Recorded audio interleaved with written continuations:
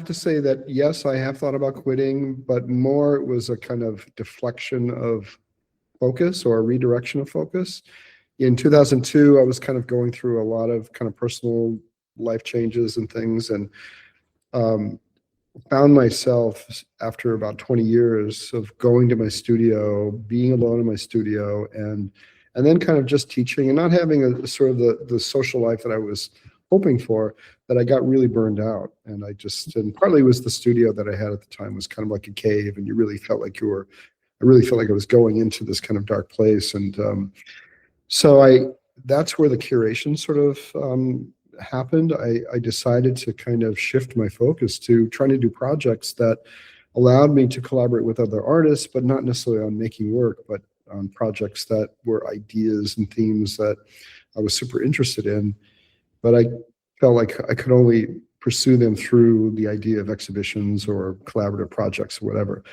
And that was, so I really kind of put my personal work on hold for a little bit, probably a year or two. And I was sort of out of interesting ideas. I got really bored with whatever things I was kind of noodling on at the time. But the curation really opened up lots and lots of really interesting things for me. It sort of not only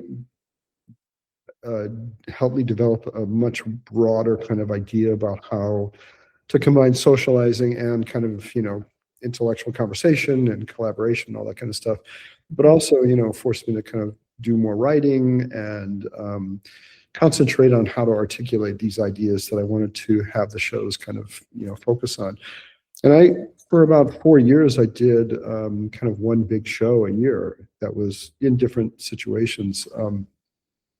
The first one, probably the biggest one, was a project that was tied to the new Block Museum that had just opened at Northwestern University. And I talked the director into letting us do a project that was in all the interstitial spaces in the gallery, outside.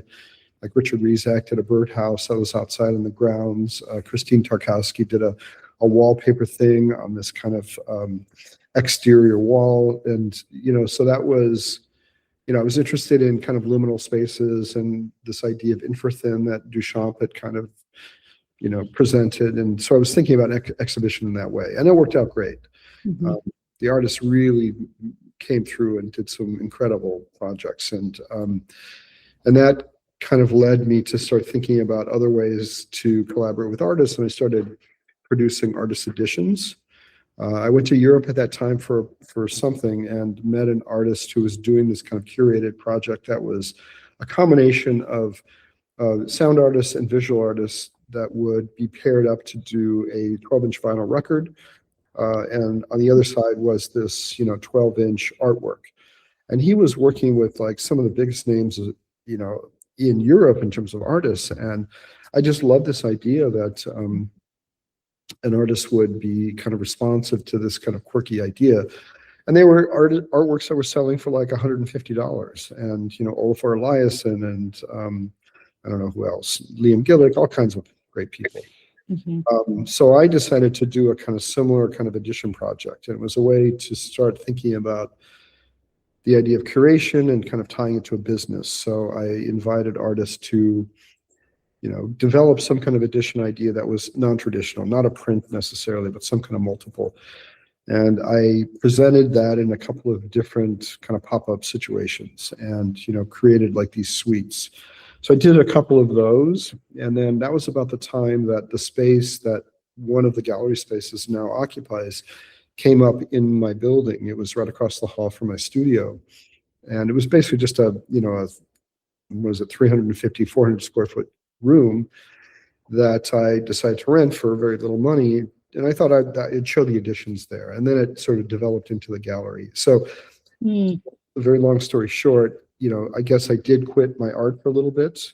And then it took me a little while to kind of get back to a point where that balance between the gallery and my artwork, felt comfortable, because I think a lot of people for a while thought that I wasn't making art anymore. And, I didn't really care about that, but it was important to me that it was, still part of who I was. The gallery kind of developed, mostly because I was interested in occupying that space that most artists don't occupy, which is, having kind of control over where their content gets, framed. Normally, an artist produces work and they give it over to a curator or an institution or a gallery, and then they kind of walk away and assume that work will be taken care of and presented to the world or sold or whatever.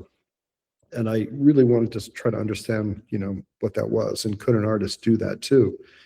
And I was also thinking about, trying to find other business models that would help me kind of build some sort of financial stability as well. So the gallery was also a business. So it was all those things. And, and it's been almost 20 years and it's been great.